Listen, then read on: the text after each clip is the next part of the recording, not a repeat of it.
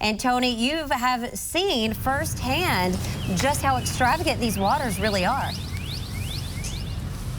Yeah, you're absolutely right, Nikki D. We actually decided to get out of the car and get a little closer to some of these flooding conditions on this stretch of Murfreesboro Pike near Elm Hill. We actually can see right now closer a little bit of the vehicles that have been impacted by some of the heavy rain. It looks like it's kind of drained a bit since we last showed you. It's going down this sewage drain where someone you can see is kind of clearing the debris from that sewage drain so the water can go down more. But the interesting thing is this car owner that we just spoke to a second ago, he didn't want to go on camera, but he said that this has really caused some significant damage to his vehicle. He actually just pulled off what looks like the front grille of his vehicle that was on the other side of the street just because of how turbulent the waters got as he was driving there. But you can see still about 6 different cars that are on this stretch of road.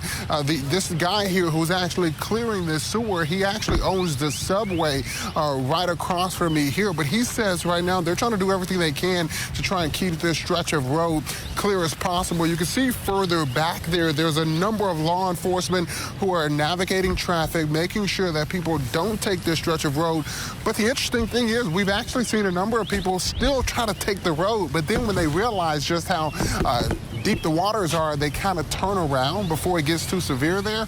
But still a number of different vehicles on this car. We've seen a lot of people pulling up their hoods, taking a look at the engine and things like that. So there's a lot of concerns when it comes down to how, all of this is playing out when it comes down to the flood conditions here. But the good news is a lot of this flood waters here on Murfreesboro Pike are going down, but the law enforcement presence only continuing to ramp up here. We've seen maybe 5 or 6 different squad cars on this stretch of road just to make sure that all traffic is being diverted and that people are taking a safer route. This here, again, 6 different vehicles stuck, but right around the corner there's another. So far we've counted at least 7 different vehicles that have been impacted by floodwater. So just make sure you're being safe, make sure you're accounting for turning around. If you see any different water that may be a little higher than you feel comfortable driving in. But we're going to continue to take a look here, talk to some of these people, see what some of the conditions are. We're going to let you know all the latest